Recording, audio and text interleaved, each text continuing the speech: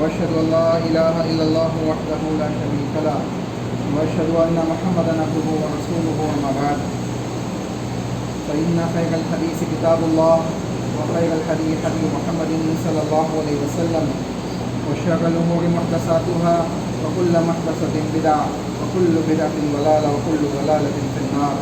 وقال الله تعالى في كتابه المجيد فأعوذ بالله من الشيطان الرجيم بسم الله الرحمن الرحيم قل إن صلاتي ونسكي ومحياي ومماتي لله رب العالمين.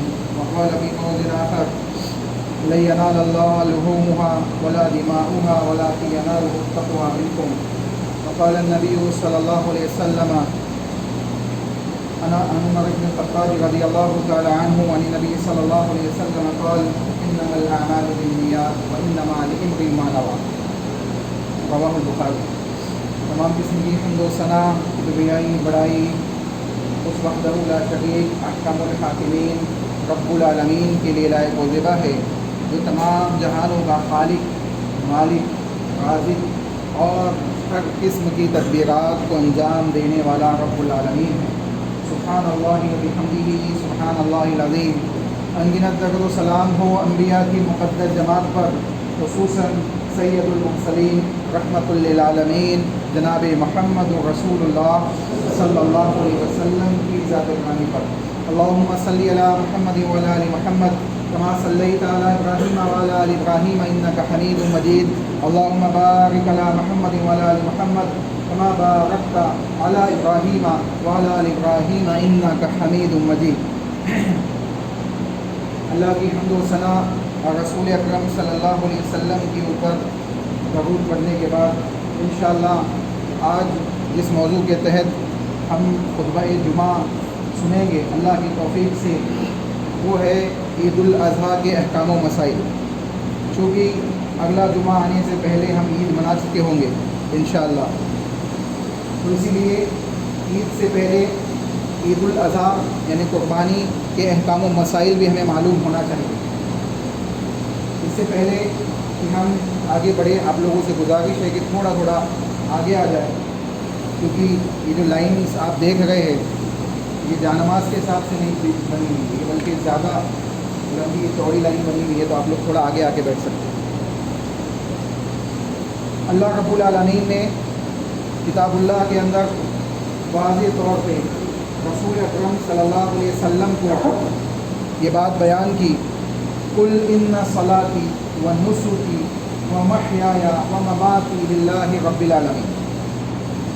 کسی بھی عمل کو انجام دینے سے پہلے، باتیں بہت زیادہ ہیں اور وقت بہت کم ہے، تو انشاءاللہ ہم مختصراً تمام باتوں کو سنیں گے، اور جس کو کوئی شک و شبہ یا کسی قسم کے سوالات ہوں تو انشاءاللہ بعد میں بھی آپ آ کے کر سکتے ہیں. اللہ کے نبی محمد رسول اللہ صلی اللہ علیہ وسلم کو اللہ نے حکم دیا، اے نبی آپ کہہ دیجئے یقیناً میری نماز، ان صلاتی و نسکی میری قربانی، و محیا میرا جینا، و مماتی اور میری موت للہ اللہ ہی کے لیے ہے، جو تمام جہانوں کا کیا ہے؟ رب العالمین ہے، للہ رب العالمین۔ تو اس آیت کریمہ کے اندر اس بات کو واضح طور پہ بیان کر دیا گیا کہ نبی آپ لوگوں سے کہہ دیجئے کہ یہ تمام تر عبادات جس کو ہم اللہ کے لیے انجام دیتے ہیں، اس میں سب سے پہلے انسان اپنی نیت کو خالص کر لے۔ سب سے پہلے کیا کر لے؟ نیت خالص کر لے۔ اگر نیت صحیح نہیں ہے، نیت دکھاوے اور ریاکاری کی ہے، شہرت پانے کی ہے، لوگوں کے درمیان کہلوانے کی ہے کہ میں نے اتنے لاکھ کا بکرا ذبح کیا ہے، تو اتنے لاکھ کا جانور ذبح کیا ہے، اگر نیت اور مقصد یہی ہے تو اللہ رب العالمین نے اس بات کو واضح الفاظ میں کتاب اللہ کے اندر بیان کر دیا، لَن يَنَالَ اللَّهَ لُحُومُهَا وَلَا دِمَاؤُهَا وَلَٰكِن يَنَالُهُ التَّقْوَىٰ مِنكُمْ۔ اللہ نے کہا یقیناً ہرگز تمہارا خون، تمہارا گوشت اللہ کو نہیں پہنچتا۔ اللہ کو نہ تمہارا گوشت پہنچتا ہے، نہ خون پہنچتا ہے جو تم بہاتے ہو جانوروں کا، نہ وہ پہنچتا ہے، نہ گوشت پہنچتا ہے، بلکہ اللہ کو پہنچنے والی چیز کیا ہے؟ وَلَٰكِن يَنَالُهُ التَّقْوَىٰ مِنكُمْ، جو تمہارے دلوں کا تقویٰ ہے، اخلاص ہے، نیت ہے، اس کے مطابق اللہ تمہیں اجر و ثواب دے گا، اور یہی اللہ کے پاس جمع ہوتا ہے، یہی اللہ کے پاس پہنچتا ہے، یہی نامہ اعمال میں درج ہوتا ہے۔ تو معلوم کیا پڑا کہ انسان کی اگر نیت ہے صحیح خالص اللہ کے لیے، اگر وہ لاکھوں کا بھی جانور ذبح کر رہا ہے تو کوئی حرج کی بات نہیں ہے، اور اگر نیت صحیح نہیں ہے، دکھاوے اور ریاکاری کی ہے، چاہے وہ چھوٹے چاہے وہ کم تر یعنی کم سے کم پیسوں کا بھی جانور ذبح کر رہا ہے، تو وہ اللہ کے نزدیک اس کی کوئی حیثیت نہیں ہے۔ تو اگر لاکھوں کا ہو تب بھی نیت صحیح ہو، اور ہزاروں کا ہو تب بھی انسان کی نیت کیا ہو؟ صحیح ہو۔ دونوں کیفیات میں مقصد صرف یہ ہو کہ اللہ کی خوشنودی حاصل ہو جائے، اللہ کی رضا حاصل ہو جائے، اور جس طریقے سے حضرت ابراہیم علیہ السلام نے اللہ رب العالمین کے حضور میں اپنی قربانی کو پیش کیا، اور اللہ نے ان کی قربانی کو قبول فرمایا۔ انشاءاللہ عید کے موقع پہ وہ چیز بھی ہم سنیں گے، لیکن یہاں مختصراً اس بات کو ذہن میں رکھیں کہ اللہ کے نبی نے کہا انما الاعمال بالنیات وانما لامرئ ما نوى، کہ ہر انسان کے اعمال اس کی نیتوں کے مطابق ہوتے ہیں، یعنی جیسی نیت ہوگی اعمال ویسے ہی ہوگی، ویسے ہی قبول ہوں گے، ویسے اس کو قبول یعنی رد کر دیا جائے گا۔ اعمال کی نیت صحیح نہیں ہے تو رد کر دیے جائیں گے، نیت صحیح ہے، اخلاص ہے، للہیت ہے، تو اللہ کے نزدیک وہ کیا ہوں گی؟ اس کی اہمیت ہوگی، وہ قبول کیے جائیں گے۔ چنانچہ معلوم کیا پڑ رہا ہے کہ تمام تر معاملات کی بنیاد عبادات کے سلسلے میں ہو، چاہے دینی مسائل اور معاملات کے سلسلے میں ہو، اگر نیت صحیح ہے تو وہ عمل اللہ کے نزدیک قابل قبول ہونے کے لائق پہلا اسٹیپ اس کا کراس ہو چکا ہوتا ہے، یعنی وہ اس کیٹیگری میں آ جاتا ہے کہ انشاءاللہ اللہ اس کو قبول کر لے گا، انشاءاللہ اللہ اس کو قبول کر لے گا۔ چنانچہ سب سے پہلی چیز انسان دل کی نیت کو صاف کر لے، اور یہ یقین رکھے کہ جس طریقے سے میں اس جانور کو اللہ کے حضور میں ذبح کر رہا ہوں، کل کو اگر اللہ کے حضور میں اپنی جان بھی پیش کرنی پڑے تو میں پیچھے نہیں ہٹوں گا۔ یہ ذہن میں بات رکھتے ہوئے اپنے جانور کو ذبح کریں۔ جانور ذبح کرنا صرف یہ نہیں ہے کہ ہم گوشت کھا لیں، باڑھ دیں اور عید منا لیں، خوشیاں منا لیں، نہیں، بلکہ مقصد یہ ہے کہ اس کیفیت کو ہم فیل کریں جو ابراہیم علیہ السلام اپنے بیٹے اسماعیل علیہ السلام کے گلے کے اوپر چھری رکھتے ہوئے محسوس کر رہے ہیں۔ اس کیفیات کو ہم محسوس کریں، اس جذبے کو اپنے اندر پیدا کریں، اور اس فیلنگ کو اپنے اندر لانے کی کوشش کریں، تاکہ ہمیں محسوس ہو کہ یہ قربانی کوئی معمولی عمل نہیں ہے۔ اور دوسری چیز، ایک اہم مسئلہ، اس کے بعد انشاءاللہ ہم آگے چلیں گے۔ ایک چیز یہ ہے کہ قربانی کس کے لیے؟ ایک کوئی نیت صحیح ہونی چاہیے۔ اب سوال یہ ہے کہ قربانی کس کو کرنا چاہیے؟ اللہ کے نبی صلی اللہ علیہ وسلم نے واضح طور پہ اوتھینٹک حدیث کے اندر بیان کیا کہ جو قربانی کی استطاعت رکھتے ہوئے قربانی نہ کرے وہ ہمارے مسلح میں داخل نہ ہو، ہمارے مسلح میں داخل نہ ہو، یعنی بڑی سخت بات اللہ کے نبی نے کہہ دی۔ اب سوال یہ ہے کہ استطاعت سے کیا مراد ہے؟ کیا لاکھوں کی جائیداد ہونی چاہیے تب استطاعت ہوگا؟ کیا زکوٰۃ کا نصاب اس کے اوپر اپلائی ہوگا تب وہ استطاعت کا مستحق ہوگا؟ نہیں، ایسا نہیں ہے، بلکہ استطاعت کی کوئی کیفیت اللہ کے نبی صلی اللہ علیہ وسلم نے نہیں بیان کی۔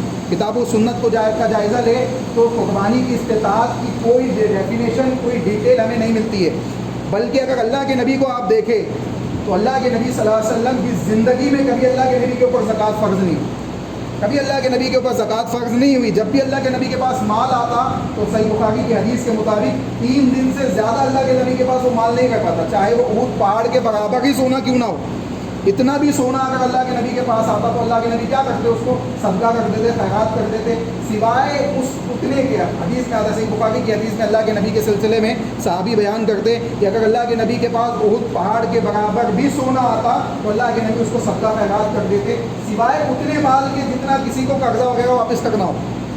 یعنی اگر کسی سے قرضہ وغیرہ ہے اللہ کے نبی کا، وہ واپس کرنا ہے تو اسی کو روکتے، اس کے علاوہ بقیہ تمام صدقہ کر دیتے، بقیہ تمام کیا کرتے، صدقہ خیرات کر دیتے۔ تو کبھی نصاب تک مال پہنچا ہی نہیں زکوٰۃ کے، تو اللہ کے نبی صلی اللہ علیہ وسلم زکوٰۃ کے مستحق کبھی، یعنی زکوٰۃ دینے کے سلسلے میں اللہ کے نبی صلی اللہ علیہ وسلم کے اوپر کبھی زکوٰۃ فرض نہیں ہوئی۔ لیکن اس کے باوجود اگر اللہ کے نبی کا عمل دیکھے قربانی کے سلسلے میں تو ہر سال اللہ کے نبی قربانی کر رہے ہیں، ہر سال اللہ کے نبی صلی اللہ علیہ وسلم قربانی کے معاملات انجام دے رہے ہیں، جو اس بات کے اوپر دلالت کرتا ہے کہ اگر ہم یہ سمجھتے ہیں اس سلسلے میں، یہ بات سمجھ لے، ہم یہ سمجھتے ہیں کہ میں قربانی کر سکتا ہوں، میں یہ سمجھتا ہوں کہ میں قربانی کر سکتا ہوں، میری طاقت ہے قربانی کرنے کی، میری استطاعت ہے قربانی کرنے کی، تو استطاعت کا جو لفظ حدیث کے اندر آیا ہے اس کو اس بات پہ محمول کیا جائے گا کہ اگر میں طاقت رکھتا ہوں، میں استطاعت رکھتا ہوں، میں جانتا ہوں کہ میں قربانی کر سکتا ہوں، تو مجھے چاہیے کہ قربانی میں کروں، اس سے پیچھے نہ ہٹوں، اس سے بہانے بازی نہ بناؤں، اس سے مختلف قسم کے ہیلے نہ بناؤں، یا اس قسم کی باتیں جو آج معاشرے میں بڑی عام ہوتی چلی جا رہی ہے کہ قربانی کرنے سے بہتر ہے کہ کسی کو مال دے دیا جائے، کسی کو صدقہ کر دیا جائے، کسی کے لیے کنواں کھدوا دیا جائے، کسی کے لیے رفاع ثواب کے لیے کوئی کام انجام دے دیا جائے۔ یہ تمام کام نیکیوں کی اپنی جگہ پہ ہے، قربانی ایک عبادت ہے، یہ اپنی جگہ پہ، یہ اس کی بدل کوئی چیز نہیں ہے، اس کی بدل کوئی چیز نہیں ہے۔ آپ سوچیں گے کہ میں فلاں نیکی کا کام قربانی کے بجائے کر دوں تو آپ کو قربانی کا ثواب نہیں ملے گا، نہ آپ کے اوپر سے قربانی کی فرضیت اگر آپ، یعنی قربانی اگر آپ کے اوپر لازم ہو چکی ہے تو نہ اس کی لازمیت آپ سے ختم ہوگی، بلکہ آپ کے سلسلے میں اللہ رب العالمین ممکن ہے کہ آپ کو پکڑ لے۔ تو اس لیے انسان کو چاہیے کہ اپنا محاسبہ کرے اور اپنے محاسبے کو کرتے ہوئے اس بات کا معائنہ کرے کہ اگر میں قربانی کر سکتا ہوں، میں دوسرے تمام معاملات انجام دے سکتا ہوں، تو اللہ کے لیے قربانی کا جب معاملہ آتا ہے تو میں پیچھے کیوں ہٹوں؟ اگر میں کر سکتا ہوں تو چاہے اس میں اللہ کے، دیکھیے اللہ رب العالمین کے نزدیک پیسے کی قلت یا کثرت کا سوال نہیں ہے۔ اللہ یہ نہیں دیکھے گا کہ آپ نے کتنا مہنگا جانور ذبح کیا، کتنا سستا جانور ذبح کیا۔ اللہ یہ دیکھے گا کہ آپ کے دل کی نیت کیا ہے۔ جیسے کہ ابھی ہم نے آیت کریمہ سے سنا تو معلوم کیا پڑ رہا ہے کہ انسان اس بات کو ذہن و دماغ سے نکال دے کہ اگر میرے پاس لاکھوں کی پراپرٹی ہوگی، زکوٰۃ کا میں نصاب کا مستحق بنوں گا تبھی قربانی ہوگی، ایسی کوئی چیز نہیں ہے۔ بلکہ اگر ہمیں یہ لگتا ہے کہ میں قربانی کر سکتا ہوں تو ہمیں چاہیے کہ ہم قربانی کیا کریں۔ اللہ کے نبی نے بڑے سخت الفاظ کہے کہ اگر ایسا شخص جو استطاعت رکھتے ہوئے قربانی نہ کرے تو ہمارے مسلح میں داخل نہ ہو۔ انسان کو چاہیے کہ ایسے تمام رفاعی کام، ثواب کے کام جو وہ کرنا چاہتا ہے وہ کرے، لیکن اس کو قربانی کی جگہ پہ نہ لائے۔ وہ یہ نہ کہے کہ یہ کر دیا تو قربانی نہیں کروں گا، نہیں، قربانی کی فرضیت اس سے ثابت نہیں ہوگی، بلکہ اس کا سوال اس سے ہو سکتا ہے۔ چنانچہ ایک چیز تو یہ ہوئی۔ دوسری چیز یہ، اب قربانی کی نیت صحیح ہو گئی، قربانی کب کس کو کرنی ہے یہ معلوم ہو گیا۔ اب سوال یہ آتا ہے کہ قربانی کس کی کرنی، کون سے جانور قربانی میں ذبح کیے جا سکتے ہیں۔ اس سلسلے میں سورۃ الانعام کے اندر اللہ رب العالمین نے آیت نمبر 144 اور 145، 144 اور 145 آیت سورۃ الانعام کے اندر اللہ نے واضح الفاظ میں جن جانوروں کا ذکر کیا، اہل علم اس بات پہ متفق ہے کہ یہ قربانی کے جانور ہیں، اللہ نے جن کو حلال کیا ہے قربانی کے لیے۔ اور آپ دیکھیں تفسیر ابن عباس وغیرہ کو بھی اٹھا کے دیکھیں تو آپ کو اس سلسلے میں ڈیٹیلی بحث وہاں پہ بھی مل جائے گی۔ تو مختصراً اللہ نے کیا بیان کیا اس کو سنیں۔ اللہ رب العالمین نے کہا ثمانیۃ ازواج، یعنی 8 جانور۔ 8 جانور کا مطلب کیا ہوگا کہ 4 جوڑے، 4 قسم کے جوڑے اللہ نے کیا کیے، حلال کیے۔ من الضأن اثنین ومن المعز اثنین۔ اللہ رب العالمین نے بیان کیا کہ ضأن اثنین یعنی الضأن اور المعز اثنین، اور المعز یہ 2 الفاظ یوز کیے۔ اس کی مؤنث اور مذکر. اذان کیا ہے؟ اذان کہیں گے بھیڑ اور دمبے کو. بھیڑ اور دمبا اذان کے اندر داخل ہوگا. اور ماجس نعیم جو الفاظ آئے ہیں اس کے اندر ماجس نعیم کے اندر بکرا اور بکری آئیں گے. دیکھیں دمبا اور دمبی الگ ہے، بکرا اور بکری الگ ہے. بشکل ایک سامان دکھتے ہیں، ہائٹ ایک سامان ہے، معاشرے کے اندر ایک سمجھا جاتا ہے، لیکن اس کے احکام بھی الگ ہے. اس کے احکام الگ ہے. بکرے کے سلسلے میں حدیث میں جو بات آئی ہے وہ دمبے کے سلسلے میں اس سے مختلف آئی ہے. انشاءاللہ آگے حدیث آئے گی آپ کے سامنے. تو پہلے یہ سمجھے کہ کون سے جائز ہے. اللہ رب العالمین نے کہا اذان یعنی دمبا دمبی، بھیڑ اور دمبا، جو دمبا دمبی جس کو ہم کہتے ہیں، ٹھیک ہے. اسی طریقے سے المعجسنین، بکرا اور بکری. اس کے بعد اللہ رب العالمین نے کہا قل الذکرین حرم ام الانثیین. اللہ نے ایک سوال کیا، یہ جو لوگ اس کے مؤنث کو حرام کرا، تو مشرکین کے اندر یہ معاملہ تھا کہ اگر وہ کسی جانور کے مؤنث کو معبود باطل کے لیے وقف کر دیتے تو اس کو حرام قرار دیتے. اس کا کھانا، اس کا استعمال کرنا، اس کے اوپر گوشت دھونا، تمام قسم کے معاملات اس کو کیا کرتے؟ حرام کر دیتے. اللہ نے سوال کیا کیا اس مؤنث کے یعنی جانور جو مادہ ہے اس کے پیٹ کے اندر جو جانور ہے کیا یہ بھی تم نے حرام کر دیا ہے؟ ایسا نہیں تھا، ان کی کیفیت ایسی نہیں تھی. یعنی جو جانور انہوں نے وقف کیا ہے اپنے معبود کے لیے اس کو تو حرام سمجھتے تھے، لیکن اس سے پیدا ہونے والے بچے کو حلال سمجھتے تھے. اس سے پیدا ہونے والے بچے کو حلال سمجھتے، جبکہ ہونا تو یہ چاہیے کہ اگر آپ نے اس کو حرام کیا ہے تو اس سے پیدا ہونے والا بچہ بھی آپ کے لیے کیا ہو جائے گا؟ حرام ہو جائے گا، حرام ہو جائے گا. تو اللہ نے کہا کیا یہ اس کو بھی حرام سمجھتے ہیں؟ اس کا مطلب ہے کہ اس کو حرام نہیں سمجھتے. آگے اللہ نے کہا ام اشتملت علی ارحام الانثیین، کیا ماں اپنے پیٹ میں جس ماں یعنی مادہ جانور جو اپنے پیٹ میں بچہ لے کے گھومتی ہے کیا یہ اس کو بھی حرام سمجھتے ہیں؟ اس کی بھی کیفیت اللہ نے واضح الفاظ میں یہ بات بیان کی. اس کے بعد اللہ نے کہا نبئونی بعلم ان کنتم صادقین، اگر یہ سچے ہیں تو ہمیں اس بات کا علم دے، یہ بتائے ہمیں، اس کی خبر دے. اللہ ان کو جواب دے گا کہ ان کا یہ عمل جائز نہیں ہے. یہاں ایک بات سمجھ لے، اللہ کے نبی محمد رسول اللہ صلی اللہ علیہ وسلم نے واضح الفاظ میں یہ بات بیان کی. صحیح بخاری مسلم وغیرہ کی حدیث ہے لعن اللہ من ذبح لغیر اللہ، اس شخص کے اوپر لعنت ہے، اس شخص کے اوپر لعنت ہے جو اللہ کے علاوہ کسی دوسرے کے لیے جانور ذبح کرتا ہے. اللہ کے علاوہ کسی دوسرے کے لیے جانور ذبح کرتا ہے. اب وہ جانور چھوٹا ہو یا بڑا ہو، کس کے لیے ذبح کیا جائے گا؟ اللہ کے لیے، اللہ کے لیے ذبح کیا جائے گا. بسم اللہ اللہ اکبر کہہ کے ذبح کر کے کیا جائے گا. ٹھیک ہے. تو اب یہاں پہ دیکھیے اس کے بعد کہا گیا وَمِنَ الْإِبِلِ اثْنَيْنِ وَمِنَ الْإِبِلِ اثْنَيْنِ وَمِنَ الْبَقَرِ اثْنَيْنِ. اللہ نے کہا اونٹ میں سے نر اور مادہ، اونٹ میں سے نر اور مادہ یعنی اونٹ اور اونٹنی، اور بقر اثنین کہا. بقر کہتے ہیں گائے کو، اسے کہتے ہیں گائے کو، اور گائے کا نر اور مادہ. تو اب یہاں ایک بات سمجھ لے، جس طریقے سے بکرا، بکری، بھیڑ اور دمبا یہ الگ الگ ہے، اسی طریقے سے گائے اور بھینس الگ الگ ہے. گائے اور بھینس الگ الگ ہے، ایک جنس نہیں ہے. یہ بہت بڑی غلطی ہے. ہم اس کی قربانی کیے جا رہے بھینسوں کی، اور یہ سمجھتے ہیں کہ یہ قربانی اللہ کے نزدیک قبول ہو جائے گی.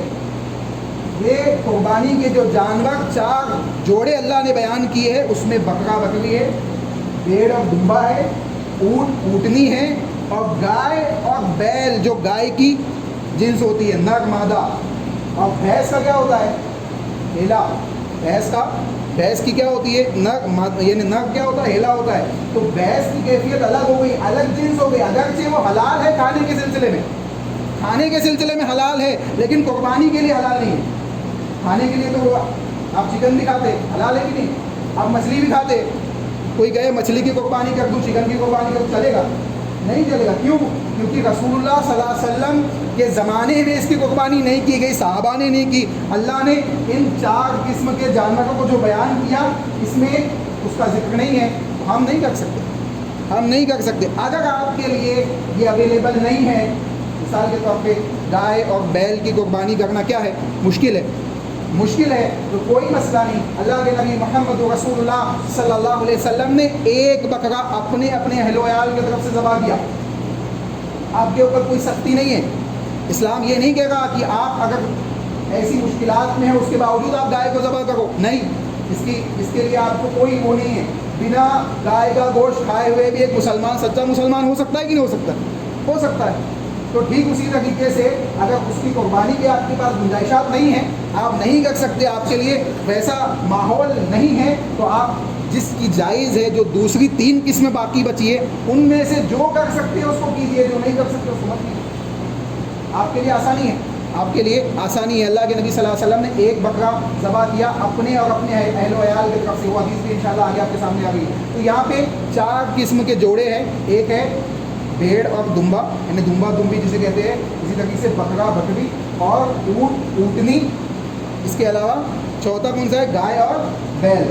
بھینس اور بیلا الگ ہے، اس کو قربانی کے لیے کرنا جائز نہیں ہے. جو لوگ اس کی قربانی کرتے ہیں ان کے پاس اس کی کوئی دلیل نہیں کہ ہم اس کی قربانی کرتے تو کس بیسس پہ کرتے. عبادات کے سلسلے میں ایک اصول یاد رکھے، عبادات کے سلسلے میں ایک اصول یاد رکھے. عبادات کے سلسلے میں اس قسم کے قیاس آرائی کرنا کہ گائے کی جنس کا بھینس ہم اس کے اوپر قیاس کر لے گئے، ابھی ہم نہیں کر سکتے تو ہم بھینس کو کر دیں گے. تو چونکہ اللہ کے نبی کے زمانے میں وہ چیز موجود تھی اور رسول اللہ صلی اللہ علیہ وسلم نے نہیں کی، صحابہ نے نہیں کی، تو ہم کیسے کر سکتے؟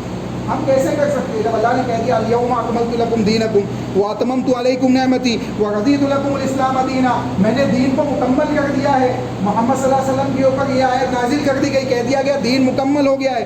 اب دین وہی ہے جو اللہ کے نبی نے بتایا ہے، جو اللہ نے کتاب اللہ کے اندر بتایا ہے، جو رسول اللہ نے عملی طور پہ ہمیں سکھلایا ہے، یہی دین ہے. اس کے علاوہ کوئی الگ سے دین نازل نہیں کیا گیا. چنانچہ یہ بات واضح ہوئی کہ ہمیں ان 4 جوڑوں کے علاوہ کسی 5ویں جوڑے کے اندر اپنے مال کو نہیں لگانا ہے، قربانی ان کی نہیں کرنا ہے. یہ 4 جوڑوں کا خیال رکھنا. اس کے علاوہ بکرے کے سلسلے میں کون سا جانور ہونا چاہیے، کیسا ہونا چاہیے، اس کو بھی سنتے چلے، اور کون سا نہیں ہونا چاہیے اس کو بھی سنتے چلے. اللہ کے نبی محمد رسول اللہ صلی اللہ علیہ وسلم کی حدیث صحیح مسلم کی حدیث ہے، حضرت جابر رضی اللہ تعالیٰ عنہ حدیث کے راوی ہے، کہتے ہیں کہ اللہ کے نبی صلی اللہ علیہ وسلم نے ارشاد فرمایا لا تذبحوا الا مسنّا، کہ لوگوں تم جانور ذبح نہ کرو سوائے مسنّا کے. یعنی بکرا اور بکری کے سلسلے میں اللہ کے نبی نے کیا کہا کہ بکرا بکری نہیں بلکہ بکرا بکری اونٹ اونٹنی اور گائے اور بیل کے سلسلے میں. دمبا دمبی اس میں شامل نہیں. میں نے کہا نا اس کے احکام کے الگ ہے تھوڑے سے. دمبا دمبی بھیڑ اور دمبا دمبی جسے کہتے ہیں اس کو اس میں شامل نہیں ہے. اللہ کے نبی نے کہا کہ لا تذبحوا الا مسنّا، مسنّا کے علاوہ کوئی جانور ذبح نہ کرو. مسنّا کسے کہتے ہیں؟ جس کے دودھ کے دانت گر چکے ہو، بڑے دانت آ گئے ہو. سامنے کے جو 2 دانت ہوتے ہیں جس کو 2 دانتی جانور ہم کہتے ہیں. ایک ہوتا ہے چھوٹے دانت ہوتے ہیں جانور کے، تو وہ دودھ کے دانت ہوتے ہیں، اس کو دیکھ کے جانور مت لا لیجیے گا. اس کے علاوہ 2 دانت بڑے دانت ہوتے ہیں، یہاں سے بیچ میں سے نکلتے، جیسے ہمارے یہ چوڑے دانت ہوتے ہیں سامنے کے 2 اوپر 2 نیچے، اسی طریقے سے جانوروں کے بھی 2 بڑے دانت نکلتے دودھ کے دانت گرنے کے بعد. عام طور پہ 1 سال یا 11 مہینے کے بعد، 1 سال کے بعد یہ دانت گر کے دوسرے دانت آتے. تو اللہ کے نبی کہ لا تذبحوا الا مسنّا، مسنّا کے علاوہ جانور ذبح نہ کرو. تو جس کے دودھ کے دانت گر چکے ہو اور 2 دانت آ چکے ہیں اس کو مسنّا کہا جاتا ہے. اس کو کیا کہا جاتا ہے؟ مسنّا کہا جاتا ہے، یعنی اس کے دانت آ چکے. آپ دیکھیں اس میں ایک بات یاد رکھیں، ایک بات معاشرے کے اندر جو مشہور ہے وہ یہ بھی کہ بکرا بکری نہ اگر 1 سال کا جانور ہے تو بھی چل جائے گا قربانی میں. 1 سال کا جانور نہیں دیکھا جائے گا، بلکہ ایک سال کے جانور کی شرط نہیں لگائی اللہ کے نبی نے. اللہ کے نبی نے کہا 2 دانتی ہونا چاہیے. اب 2 دانتی اگر کسی کا 11 مہینے میں ہو جائے اللہ کے حکم سے تو وہ بھی جائز ہو جائے، وہ بھی جائز ہو جائے گا. تو اللہ کے نبی نے شرط 1 سال کی نہیں لگائی. تو 2 دانتی ہونا کیا ہے؟ شرط ہے. تو 2 دانتی بکرا دیکھ کے لے، یعنی جس کے دودھ کے دانت گر کے دوسرے دانت آ چکے ہو، وہ عام طور پہ 1 سال تک کے آ جاتے ہیں. تو 1 سال ہو ہی جاتا ہے، لیکن 1 سال کی شرط نہیں ہے. ہم یہ دیکھیں کہ ابھی تو دودھ کے دانت نہیں گر گئے، لیکن 1 سال کا تو ہو چکا ہے، کوئی مسئلہ نہیں، ہٹا کٹا بھی دکھ رہا ہے، لے لیتے. تو اللہ کے نبی نے کہہ دیا کہ نہیں، ایسی قربانی نہیں کرنا ہے، بلکہ مسنّا دیکھ کے لو، مسنّا دیکھ کے لو، 2 دانتی دیکھ کے لو. اس کے علاوہ اللہ کے نبی نے کہا الا ان یعصر فتذبحوا جزءۃ من الضان.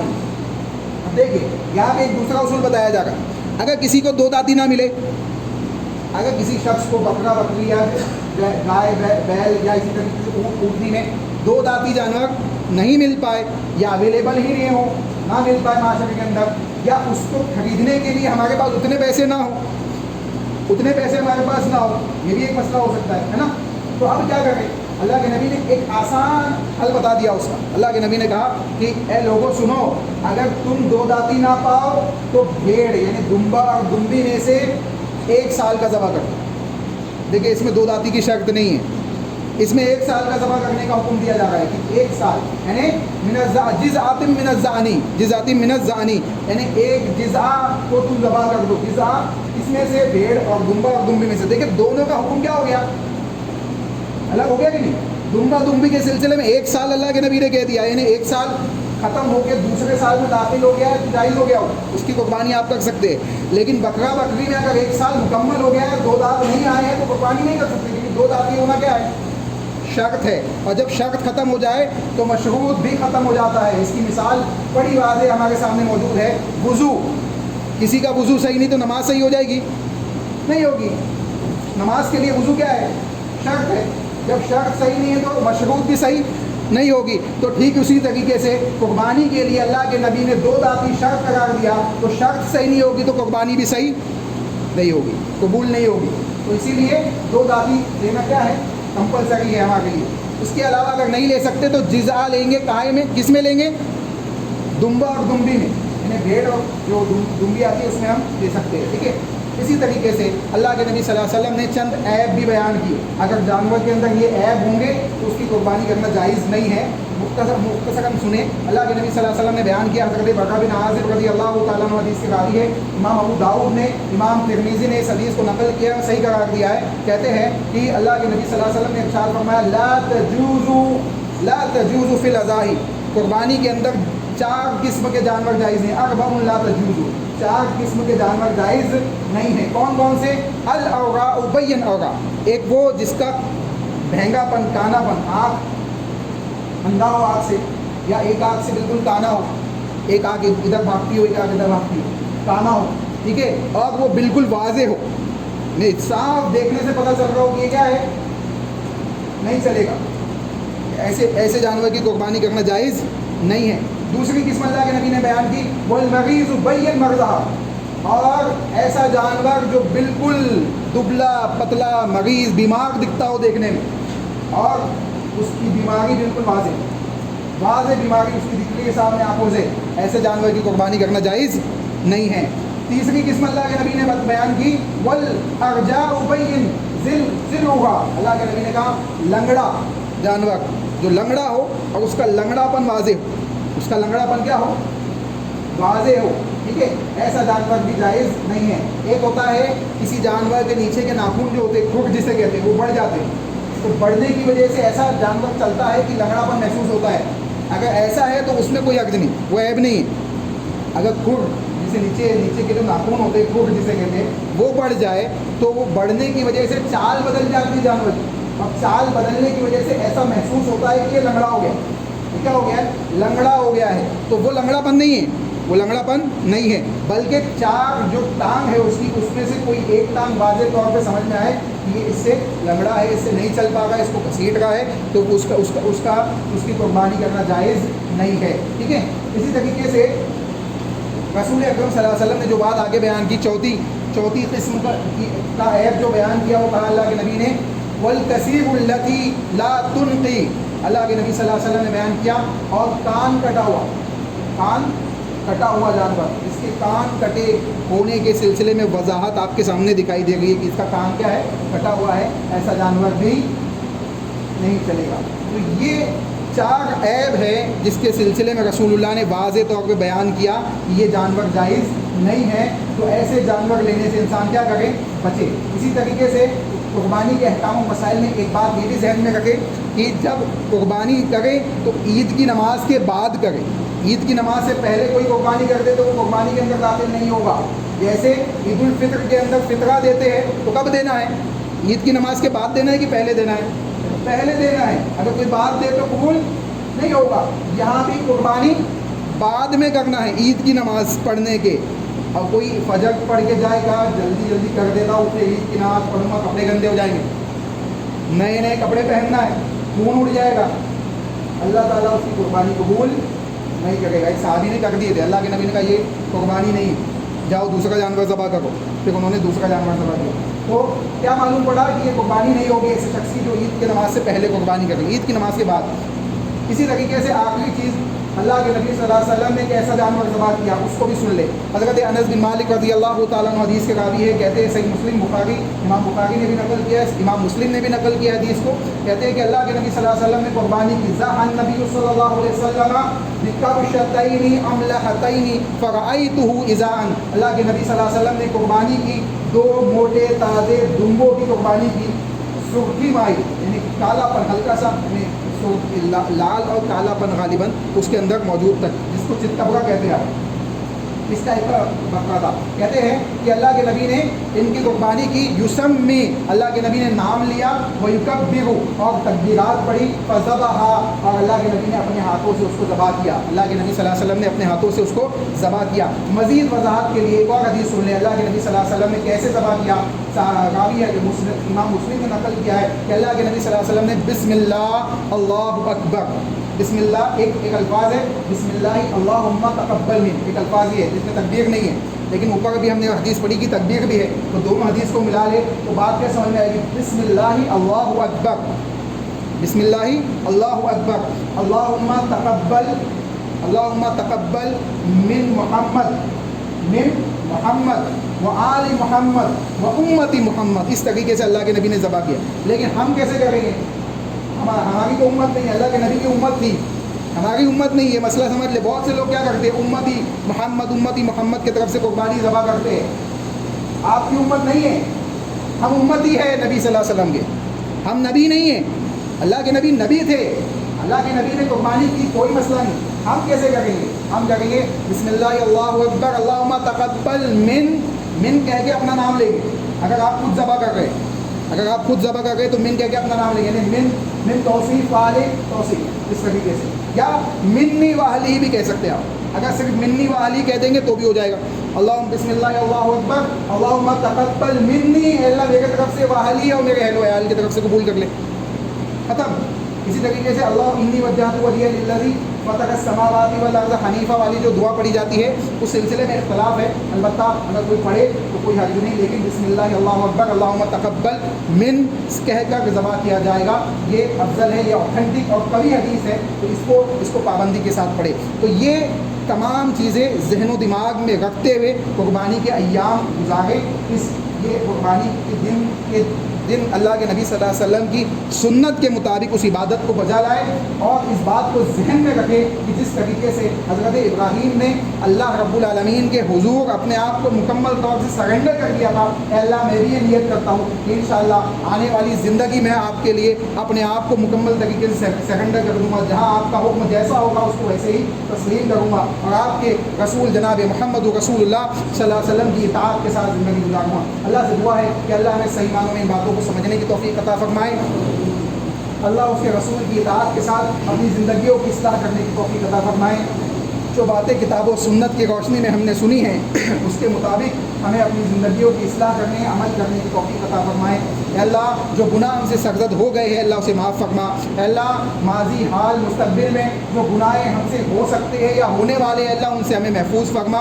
اے اللہ جو فتنے، جو وبائیں، جو بیماریاں معاشرے کے اندر پھیلی ہوئی ہے، جن کی وجہ سے مسجدیں اور دوسرے دیگر ایسے مقامات جہاں سے ہمارے دل لگے ہوئے عبادات کے سلسلے میں، اے اللہ ان تمام مقامات کو کھول دے اور یہ وبائی معاملات کو ہم سے اٹھا لے، ہمارے درمیان سے ان کو اٹھا لے۔ اے اللہ ہمارے اہل و عیال کو، ہمیں، ہمارے دوست و احباب کو، عبادات کو بجا لانے والے لوگوں کو، اے اللہ سب کو، مسلمانوں کو، اہل ایمان کو، اور جو تیرے نزدیک محبوب ہے ان سب کو اے اللہ ان وباؤں سے محفوظ فرما، اے اللہ ان آزمائشوں سے محفوظ فرما، اے اللہ فتنوں سے محفوظ فرما، اے اللہ بھیڑ کی شکل میں ظلم و ستم کرنے والے لوگوں سے اے اللہ مسلمانوں کو، اہل ایمان کو محفوظ فرما۔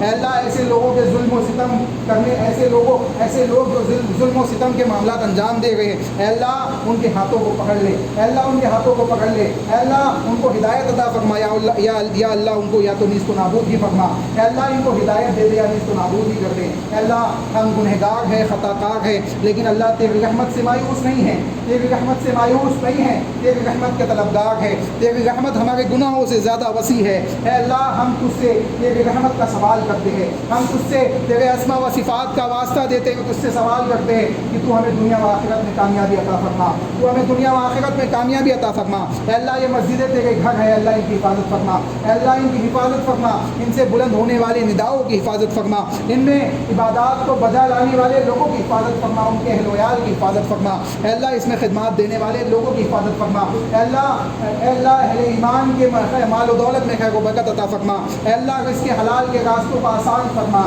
اے اللہ حرام راستوں کو مشکل فرما، اے اللہ زنا کے معاملات ہمارے معاشرے کے اندر بڑھتے چلے جا رہے ہیں، اے اللہ زنا اور بے حیائیوں سے ہماری قوم کو محفوظ فرما، اے اللہ مسلم نوجوان بچیوں کو محفوظ فرما، اے اللہ ہمارے گناہوں کو معاف فرما، اے اللہ ہماری بچیوں کی حفاظت فرما، اے اللہ ہماری بچیوں کی حفاظت فرما، اے اللہ ہماری بچیوں کی حفاظت فرما۔ یہ